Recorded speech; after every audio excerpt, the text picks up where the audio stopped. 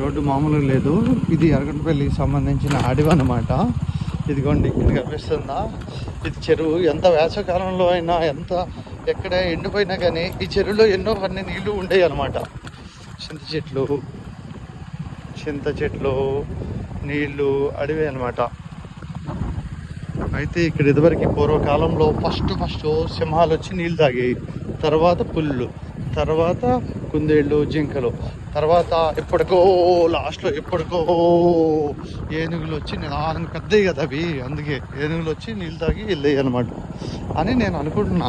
ఎందుకంటే వేల సంవత్సరాల నుంచి ఇది ఉంది కదా, వేల సంవత్సరాల నుంచి అయితే భూమి ఉంది కాబట్టి ఇది ఉండే ఉంటుంది అప్పటి నుంచి. అప్పట్లో రాముడు వారు, సీతమ్మ వారు అందరూ తిరిగి వెళ్ళిన వాళ్ళు మా అడవుల్లో.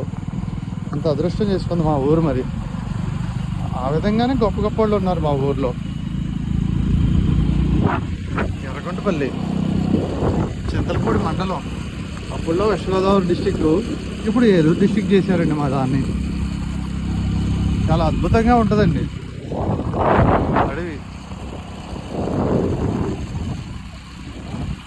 మా అదృష్టం ఏంటంటే ఆ రాముల వారు, సీతమ్మ వారు మా అడవుల్లో నుంచి తిరిగి వెళ్ళారు అన్నమాట. ఆ హనుమాన్లు, ఆ టెంపుల్ అన్నీ, రామలింగేశ్వర ఆలయం అన్నీ ఉన్నాయి అన్నమాట మాకు.